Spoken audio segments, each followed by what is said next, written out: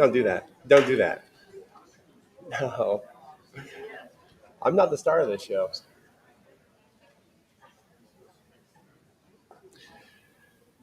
All right.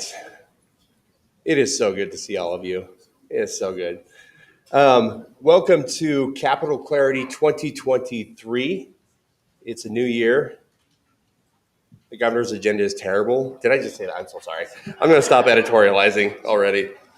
It's a new year, and Capital Clarity is here to make the legislative process more accessible, easier to understand, because, without citizen involvement and understanding, we can't keep our republic, we can't keep our state from going down the road of, California, Oregon, et cetera. And we want you guys to understand the legislative process. This was founded a couple years, 2 years ago, 3 years ago, by then Representative Dorothy Moon, who's now the chairman of the Idaho Republican Party, and Lieutenant Governor Janice McGeachin, again, to make the legislative process more transparent and accessible to the average person who doesn't understand lawyerese. The idea of this program is to invite lawmakers or speakers to this place to talk about policy, talk about ideas, have an open debate that may not always occur in our committee rooms for various reasons. Again, I'll stop being cynical. Today's show, before we get to today's show, there's just a few housekeeping items that I need to do. First of all, there are a number of lawmakers who make it a point to come to these meetings so that they can interact with the public, answer questions, and just generally be available. So if you are a member of the legislature, please stand up and let us recognize you for a second.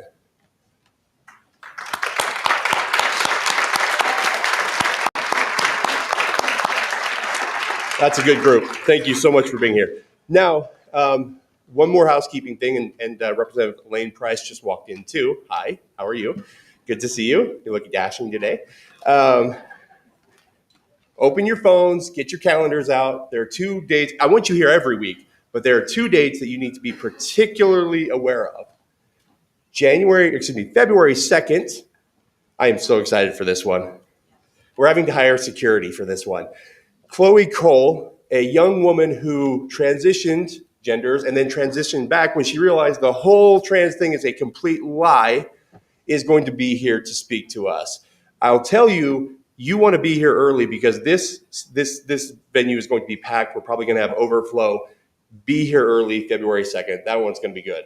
The other one is February 16th. Dr. James Lindsay, who is one of the chief critics of CRT and cultural Marxism in schools, is going to be here. You're going to want to be early for that one as well. So today we're going to hear from former Lieutenant Governor Janice McGeachin. She's going to talk about what she's doing, and policies and politics. We love Janice. We appreciate her. After that, we'll hear from the 3 representatives from the legislature: Cindy Carlson, Tony Wisniewski, I think I got that right, and Judy Boyle. They're going to talk about the conservative agenda, what that looks like, because you didn't hear that on Monday. And then we're going to hear from Maria Nate, who is the Idaho director of the State Freedom Caucus, about her group and what they're going to be doing in the Capitol this year. And then we'll close with a few thoughts. So right now we will turn it over to Janice McGeachin.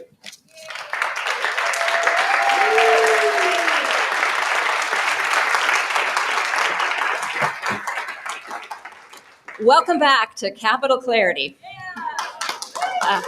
It's so great to see a nice turnout on the first day, and welcome back to all the lawmakers in this current legislative session.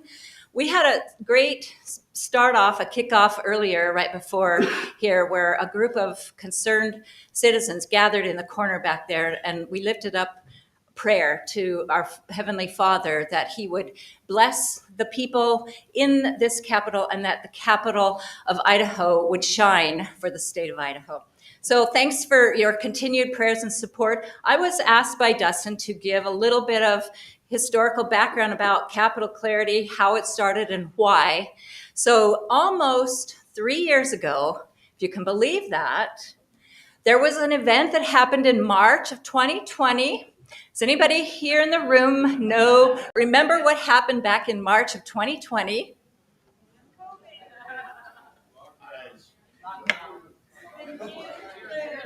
You said it.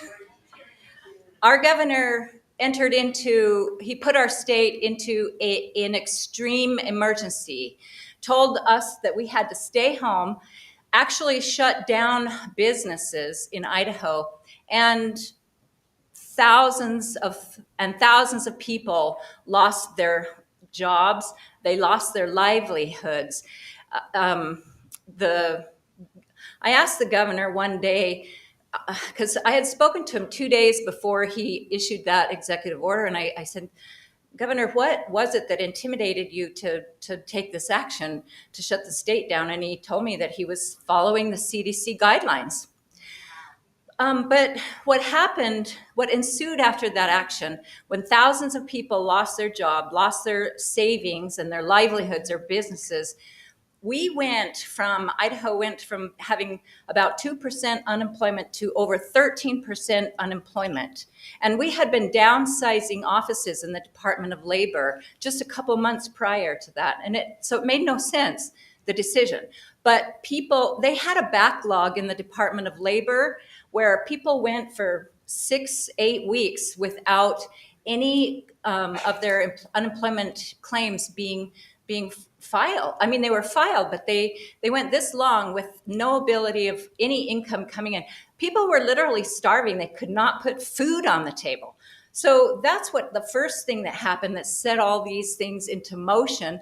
And then, because the people of Idaho were calling out to their lawmakers, begging the lawmakers to come back into the session, and I was one of those. I, along with many other lawmakers, we called on the governor to call the legislature back into special session. Well, that's the next thing that happened. In August, the governor called the legislature back into special session to deal with liability relief from COVID for our business community. But the problem with the bill that the governor had drafted up was that you would only receive liability protection if you followed the governor's guidelines. So, but thank God, people had an opportunity to come back to the Capitol. And if you can remember back then, it was a difficult time for a lot of people. I sat and I watched all the hearings and I listened to the testimony of the people coming forward to talk to the lawmakers and just pouring their heart out about how they were suffering and needed help. And it was a little awkward sometimes. If you remember, the Speaker of the House, the current Lieutenant Governor, had locked off the chambers of the House, and the people wanted to get into the chambers. So there was a little conflict there. Glass was broken. Yes, there were some arrests in this building. But it all happened because the people of Idaho, some of them have never even been into our Capitol building, were just flooding into the Capitol, and they wanted their voice to be heard. And so, so fortunately, that special session, they did have a blanket liability relief. It did not have to be under certain conditions. And then both chambers, the House and the Senate, made promises to their constituent coming into the next legislative session that they would address a number of these things.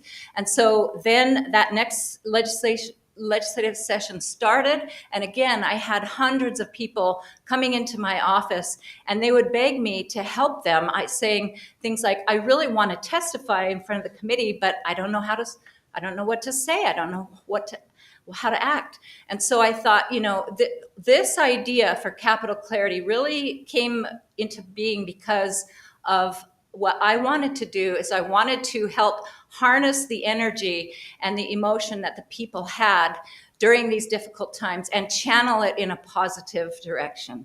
And that's how it started.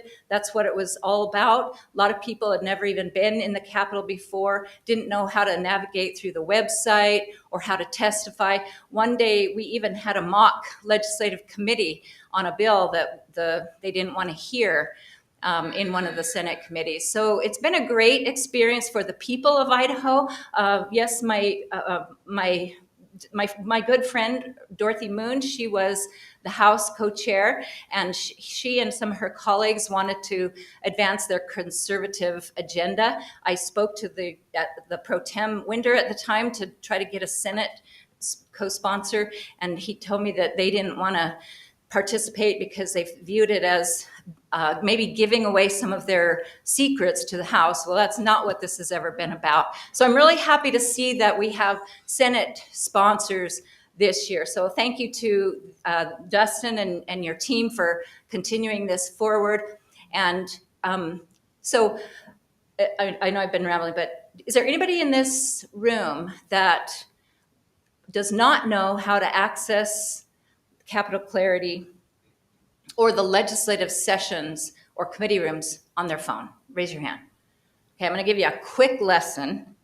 If you just go to your search, your Google search, and you type in Idaho legislature and hit search, what you'll get, what comes up is the Idaho legislator website, and you'll see on there live audio and video streaming.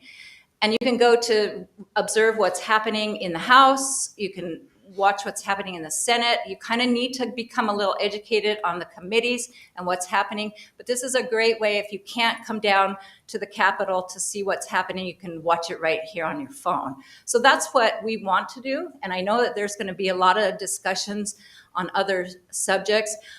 Our job, we as people, this is our building, and it's our job to remind anybody who may ever occupy any one of these offices in this building to remember who this building belongs to. And that's to we the people. So thank you for your interest, your continued interest. The reason why it continues is because of you. And it's up to us to protect our freedom and our republic. So God bless you all as we continue to go forward. And you all have a great day. Thank you so much.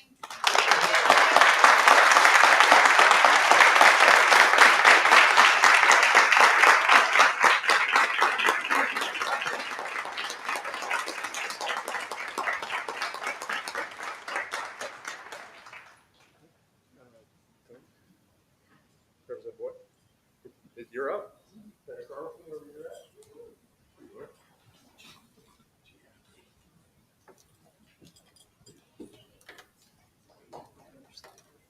I am freshman Senator Cindy Carlson from District 7. And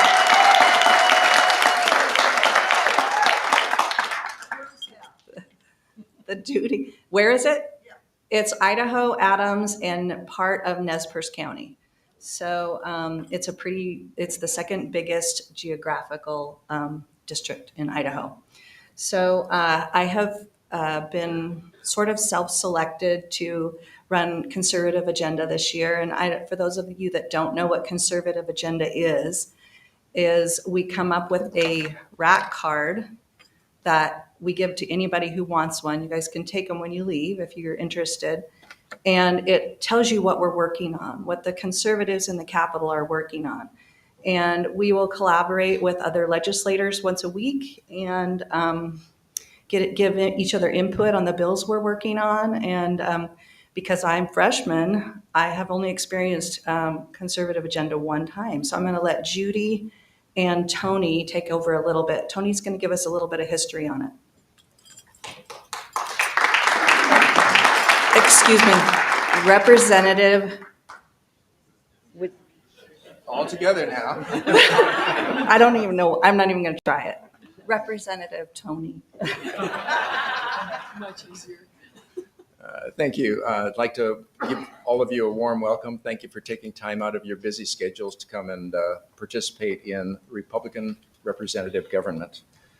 The Conservative Agenda is a loose conglomeration of liberty-minded representatives and senators and others.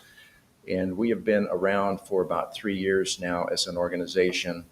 It's not a membership dues type of organization. It's just a place for us to meet and agree upon certain fundamental principles that we want to see our legislature move forward on. We started about 3 years ago. We had a simple rack card, blank on the back. Last year, we had a much more thorough set of principles that we were working on. And this is our third year, and we've come up with a new one. And I'd encourage everybody to take home one of these cards and see what the freedom-minded legislators here at the Capitol are working on. I didn't give you a little bit of my background. I'm a third-term legislator, so if Cindy is a freshman, Skip's sophomore, I'm a junior, okay? I may not look like it, but I like to think of myself as a junior, okay? And some of the items, I am from District 5, that's up in Kootenai County, so Post Falls, Worley, that area. It's the southwest corner of Kootenai County, which is the third county coming down from the north. I'm going to touch upon a couple of the principles and items that we're going to be working on again this year. We don't necessarily get all of these done every year, but these are things that we keep bringing up, and we feel like we're the conscience of the legislature. So we don't want these issues to die. We keep bringing them up. We have this attitude of just keep marching forward and getting these items accomplished eventually. And we've made great inroads over the last couple of years as an organized body to do that. I'm going to talk about the first item. If some of you have the cards, you can follow along. Restore and maintain freedom. Education is extremely important. You saw the governor pledge a lot of tax money to go to education. We need to make wise use of our funds. Education is the second largest item in the Idaho state budget. And one of the things we're looking at is freedom for parents to choose the best opportunity for schooling for their children.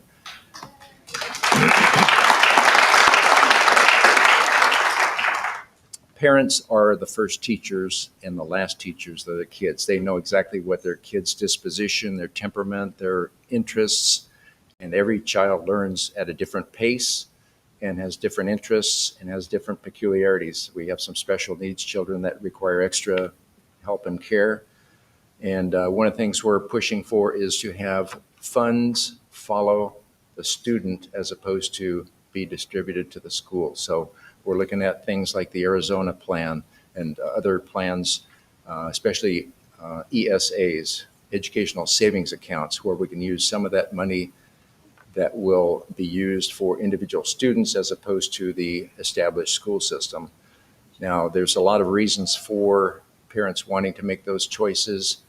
One of the things that was discussed at an early meeting this session was how vouchers are not good for the state of Idaho.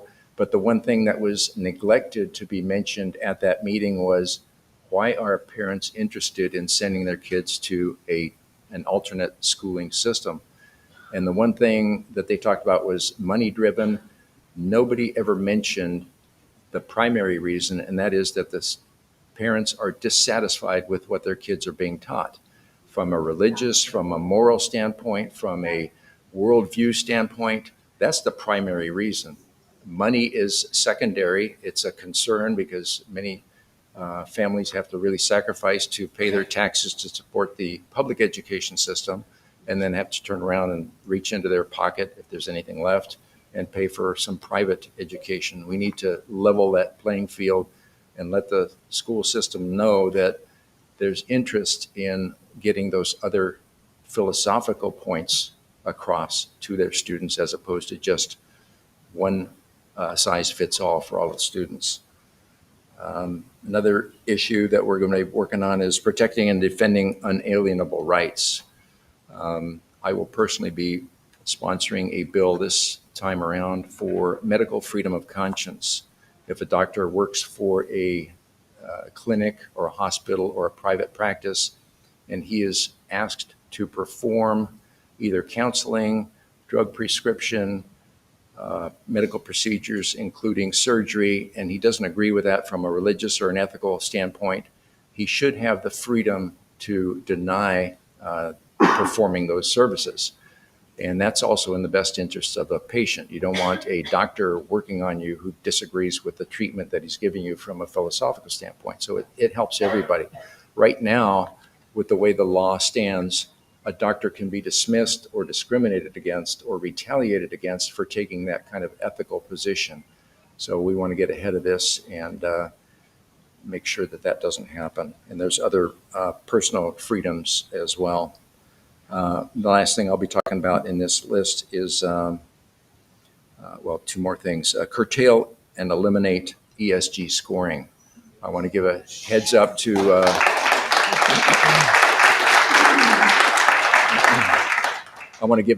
to our State Treasurer, Julie Ellsworth, who has been coordinating with other national or state treasurers, forming an alliance to make sure that state funds do not get invested in or spent through agencies, financial institutions, banks, and so forth that are pushing this ESG.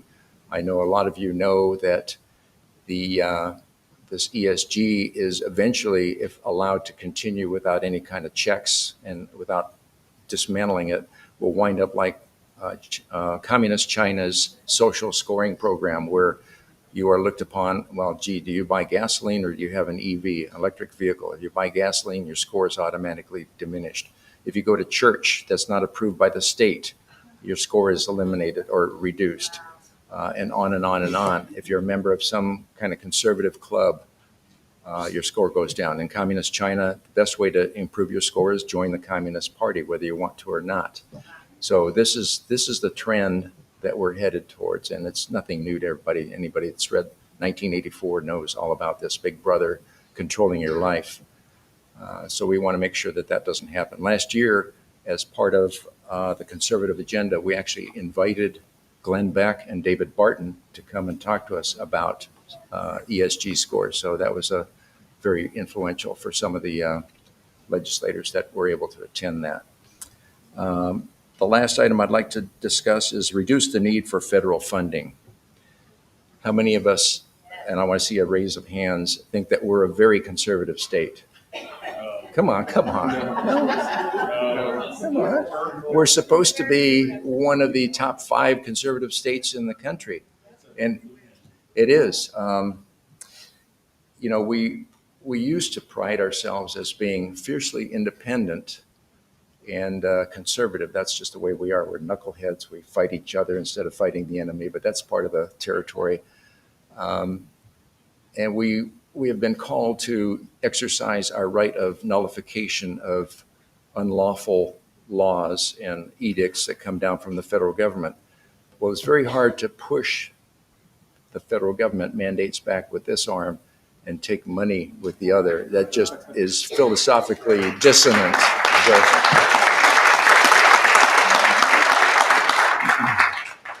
A few years ago, our budget had a 34% contribution by the federal government. That doesn't come for free. There's always strings attached with those. Last year, if my memory serves me right, we were between 43 and 46%. We're almost at the halfway point. We're beyond the tipping point. 10, 20% would be unmanageable. We're at almost half. We are approaching being nothing more than administrative arm of the federal government in the state of Idaho that is no longer sovereign. Okay, we've got to get that turned around. And with COVID, that was an excellent way for the federal government to have further inroads into our state funding. We have had billions of dollars come in, and we've been told that if we don't accept that money, this is pure bribery. If we don't accept that money, it'll go back to Washington to be distributed somewhere else. Well, guess what? There is no money. This is all new debt that's being created. It's not money in the traditional sense. So that's going to be a hard hole to climb out of, because we have accepted so much money in federal funds through CARES Act, the ARPA funds, and then there's the new infrastructure bill that's pumping out another $1.7 billion that will be distributed to the states. So if there's any questions that I can answer, I'd be happy to. And if there are some at the end that the panel can address, I'd be happy to wait until then. This lady in the red was first. Yes, please tell me what ESG is. Oh, all right. Forgive me for using acronyms. I worked for the federal government at one time. Oh, yes. The question is, what is ESG? My first job out of college, I worked for the federal government. First thing we were given was a 6-page list of acronyms. So forgive me for not knowing that. ESG is a program that stands for Environment, Social, and Governance Principles. These are scoring mechanisms that financial institutions, banks, investment programs like BlackRock already have in place to rate their customers and people that use their services.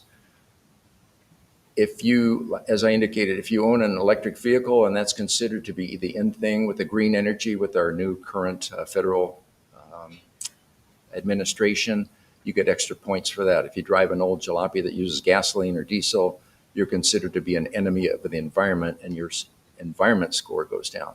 Social, if you're a member of particular favored parties that the establishment likes, you get extra points. If you're a member of constitutional, libertarian, or some other more freedom-loving party, you get decremented, and that's public information. It gets to the point where they look at your spending habits, and they're talking about going to digital currency where the federal government will have access to all of your income and spending. They can do a rating on you just by looking at your bank activity.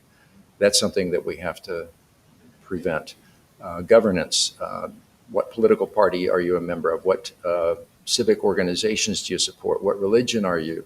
It just goes on and on and on. And this social score in countries like China is used to determine whether or not you can go to college, where you can live, as far as the nice area of town or not, where your kids can go to school, whether you're allowed to travel and how far, and just every facet of your life. And if you think Big Brother was a big factor in the past, it is just huge if this program is allowed to go through. Yes, sir. A lot of people online watching the stream are asking if there's a digital version of this online that they can download. I think we can, okay, the question is there an online digital version of the new conservative agenda? And we will make sure that that's available. Thank you.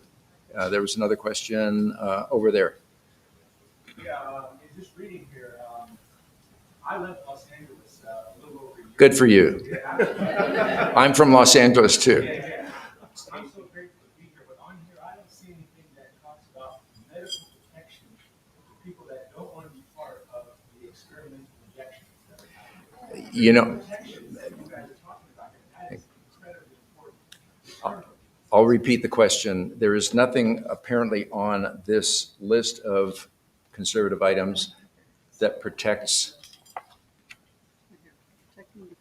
It talks about protecting and defending unalienable rights. It doesn't talk specifically to medical issues. That is something that we have addressed in the past. If we were to list every subcategory of these items, we would have a volume to prepare. And so this is basically a summary. Oh, absolutely. Absolutely. Self-autonomy for what gets put into your body is your business, not the federal government, not the state government, not the public health department or anything else.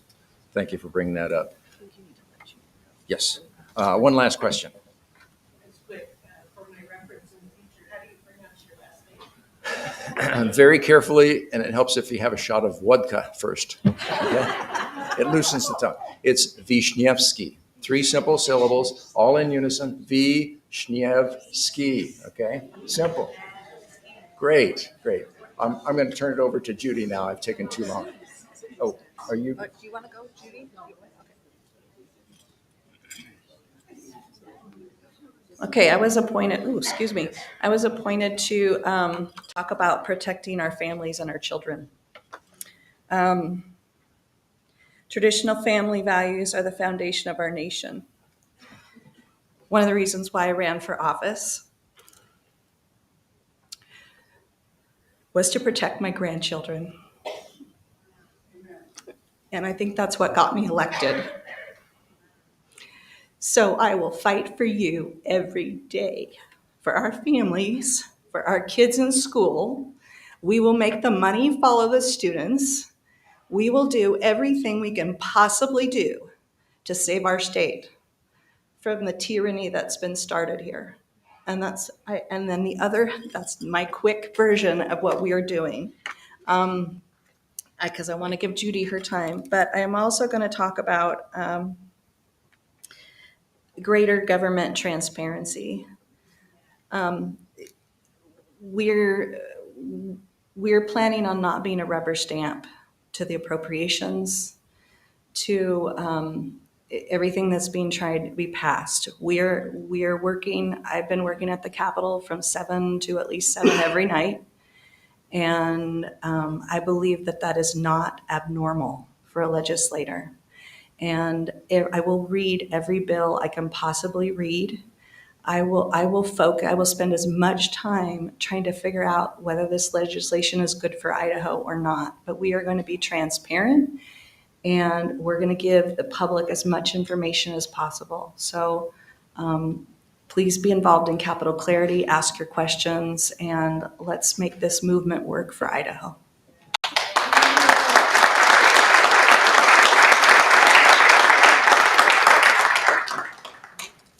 Well, somebody asked the question, are we a conservative state? I want to tell you what Speaker Denny always said. So he was my neighbor. He lived a mile from me. I had his kids in my 4-H class. And we would go to town hall meetings in District 9. And people would ask that question, what is going on with state government? We thought we'd moved here and it was a conservative place. He would always say, the people of Idaho are conservative. Your elected officials are not. And that was years ago. So all you have to do is keep talking to your elected officials and make sure you know how they vote and ask them about the bills. You know, we read the bills. You guys need to read the bills too and understand them. It's really important because there are some who will try to tell you you don't understand. So try to understand. My part was about the lower taxes. So you know we have between 1.5 and 1.7 billion with a B surplus dollars. And that tells you instantly we have taxed way too much. And property taxes are what I hear the most about. And I think most legislators hear the most about. So when we had our special session, I wasn't a big fan of that bill at all. And besides, I feel the bill was unconstitutional. We cannot have two separate subjects put together. So I decided, you know, this isn't doing anything for property tax. So I worked with some folks and we came up with a bill that would have done pretty much the same, reduce the income tax the same amount, started at the same time, but there'd be no rebate and there'd be no money for education because education is #1 expenditure in the general fund, 62% of it. So I went, okay, it would take $1.1 billion to pay everyone's property tax in December for the first half of the year. That was everyone. That's your home, your farm, your business, utilities, railroads, everything. That's the total cost for 6 months. Well, my bill wasn't even allowed to have an introduction hearing because it wasn't the governor's bill. And we have had this problem for a long time. And I have said this numerous times. The legislature is no longer a separate branch. We are nothing but an agency of the executive. We need to start acting like we are the first branch of government.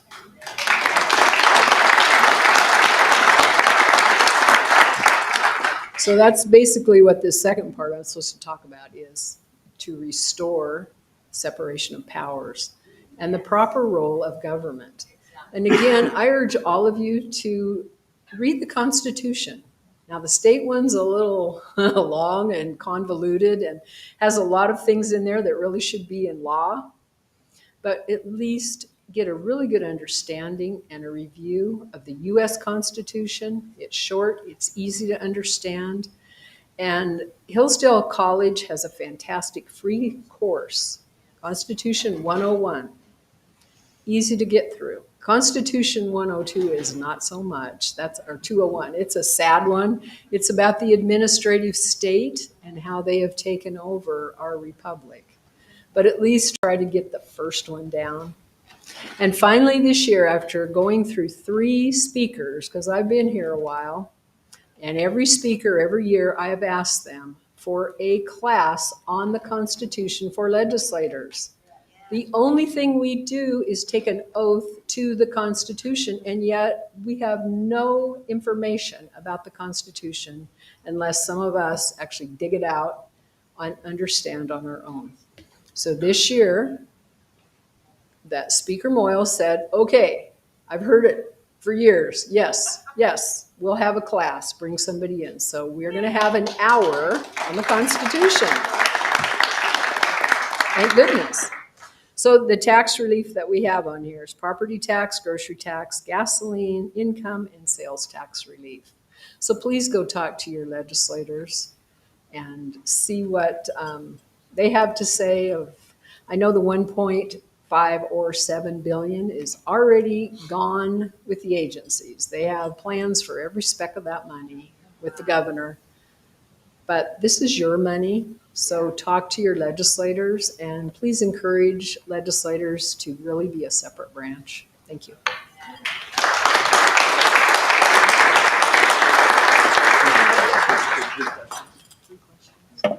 Do you want to do that?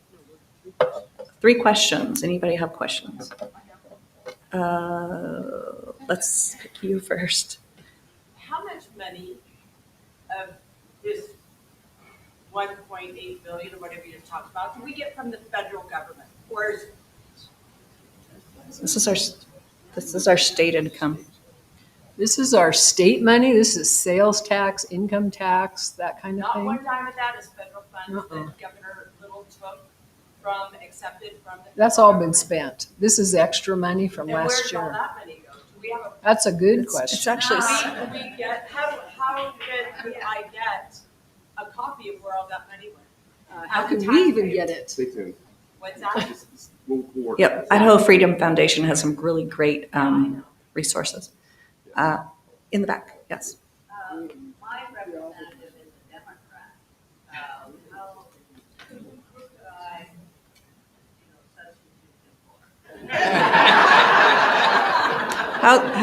for? How does he know how you feel unless you tell him? And I would get. I would get you feel free. All the legislators are willing to speak to anybody in the public. So try to get a hold of a representative or senator. See if you can find one that will listen. In the very back. So speaking of monies, I have not been able to find out since COVID where all the governor's money, the federal funds, the 18+ billion dollars that our states can get. I've asked legislators. And this budget gets blown off. Nobody knows anything. This is a consensus amongst everyone I've asked. There's zero accountability. And we are entitled to accountability. Those funds don't seem to have benefited people that I come in contact with. I think You know that our government's gotten bigger in this state. What can we do about that? Please. We have to have some accountability on where that money has gone.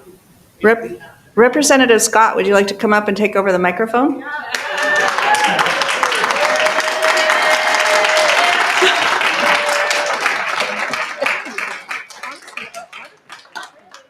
They don't. They have a report that they don't even know. Not really, and I'll be super quick. All that money is listed on the state controller's site. You need to go to the state controller's site, and there's a line item of every dollar spent in this state. There's tabs for the COVID money. It's kind of complicated, but if you know the executive branch, the state controller is an elected official under the executive branch, and so they would be more than happy. Go find where their office is. Talk to them. They'll walk you through how to use that program. It is a powerful resource. You can literally track down daily spendings from that, what day they spent the money and how much. And so it's a great tool. I've been working on a couple pieces of legislation this year that will put some other information that doesn't seem to be public either, kind of stuck in a bureaucrat's drawer, that will put it to that state controller's site so it will be readily available for the citizens. So I'm guessing that Capital Clarity may do a class on that at some point, how to use that system, and I will be attending because it's complicated.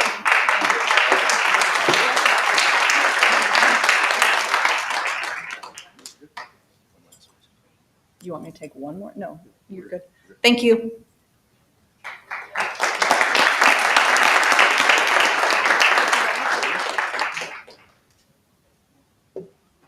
Hi, friends. It's so great to see so many of you that I've known throughout the years here filling up this auditorium. My name is Maria Nate, and I am the Idaho Director of the State Freedom Caucus Network, and I'm really pleased to be here with you today.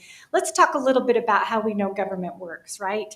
The governor has a full-time job, and he has a full-time staff, and he's working round the clock.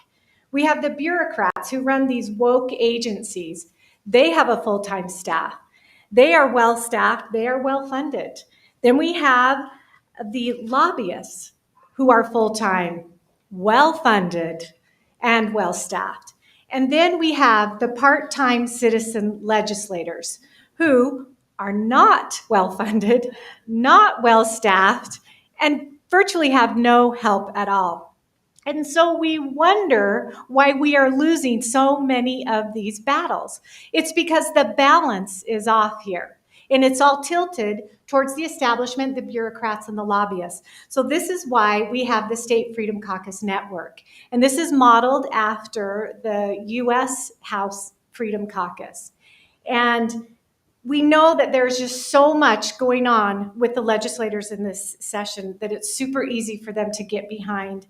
They don't often have people helping them understand the bills and what's going on. When my husband was first elected, former Representative Ron Nate, I went to a lobby dinner with him. It was the first one I went to, and we were sitting there, and one of the he's not a representative now, he stood up and he said, "Thank you so much for doing this, because if it weren't for you, I would not know how to vote." No lie. And that was the last one I really went to, unless I had a really good dinner. So I was just shocked that was where they were getting most of their information. These legislators don't always have time, and I'm so grateful for those that do take the time to read it. They're complicated, and they do that on purpose. They jam everything through, and the only people in a lot of legislators' ears are the lobbyists and the establishment and the executive branch. And so the State Freedom Caucus Network is here to help provide that balance. We are here to provide high-level staffing, high-level strategy, and things like that for these legislators. We know that a lot of this state thinks that they're Republican and that they're conservative. But is that true? No, it's not. A lot of Republicans are actually progressives. Some of them even endorse Democrats. Democrats run as Republicans because they know they can't win as Republicans. And all these people are hiding in here as Republicans. And so the Freedom Caucus acts as the conscience of the Conservative Party. They are the ones that will keep the party conservative. They are the conscience. And the Freedom Caucus is going to help expose what's going on, and they're going to help lead out on these important issues that you saw here on the conservative agenda. It's built on the success of the House Freedom Caucus. Their mission is to support state sovereignty, accountability, and limited government principles. To actually do that.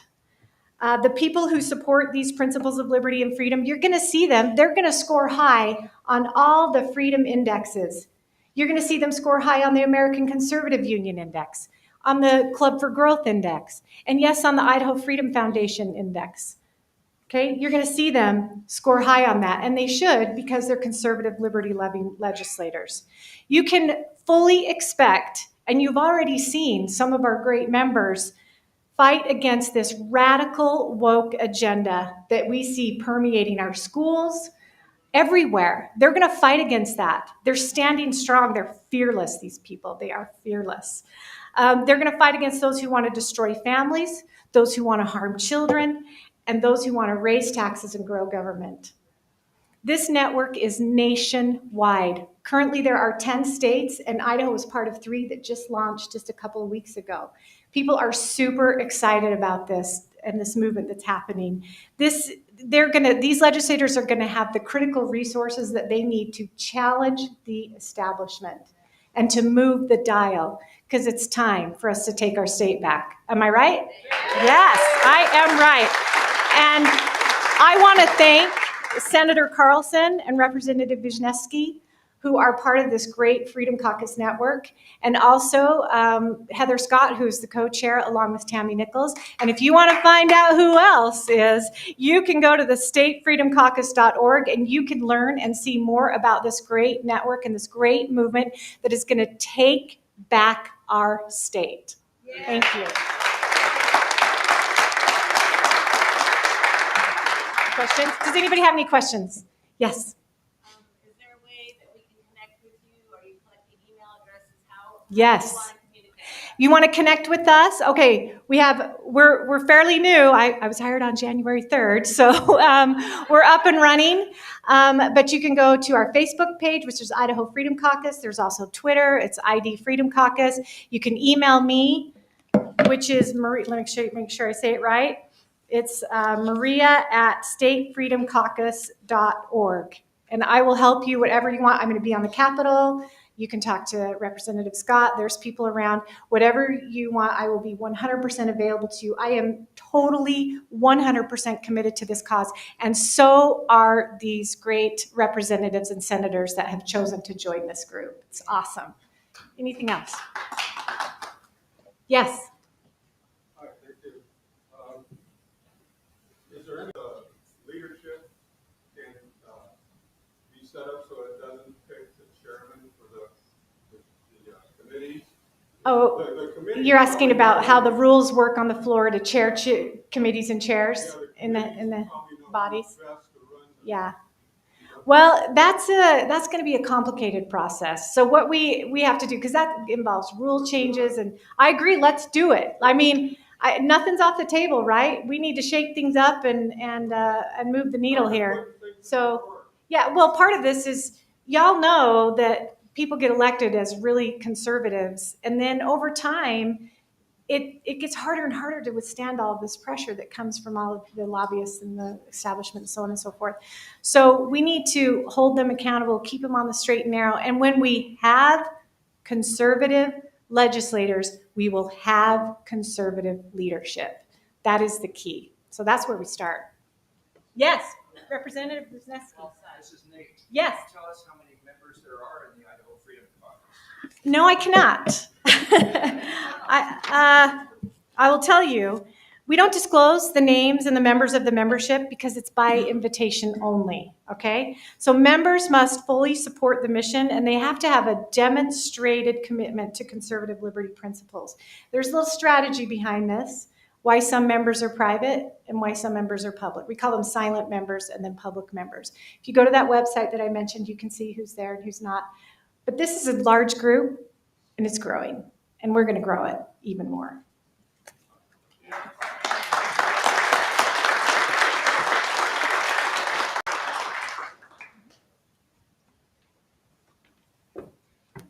Goodness gracious, who, after all of that, is ready for the 2023 session? That was fantastic.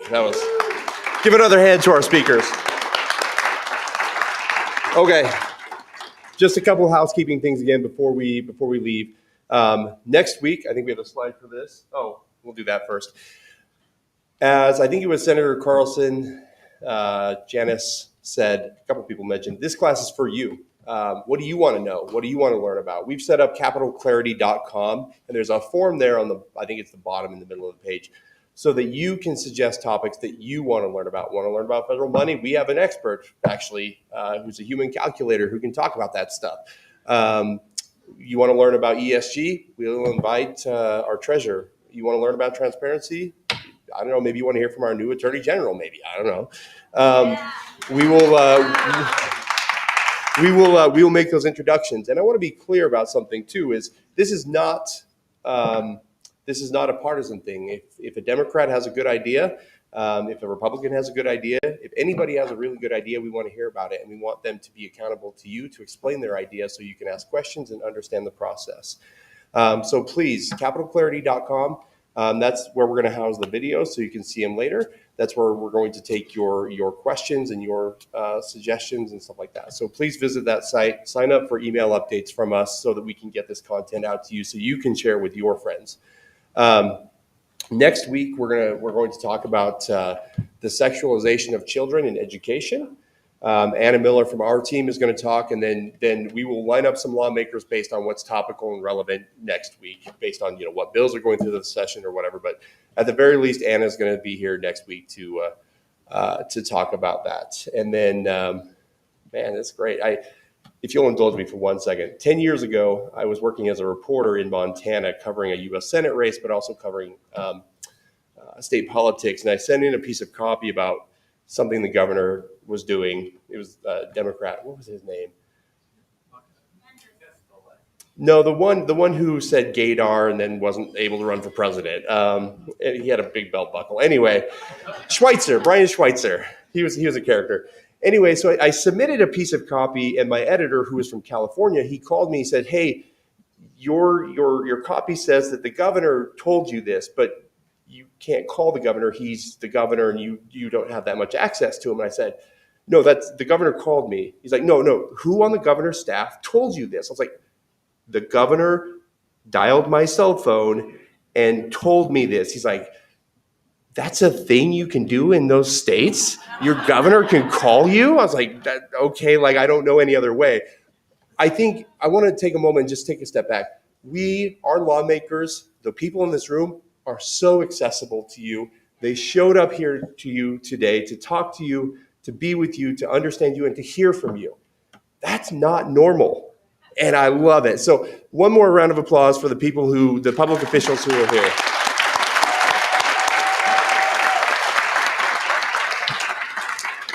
And honestly, I think that's it. I hope you'll join us. Again, just one more reminder, February 2nd, we're having Chloe Cole here.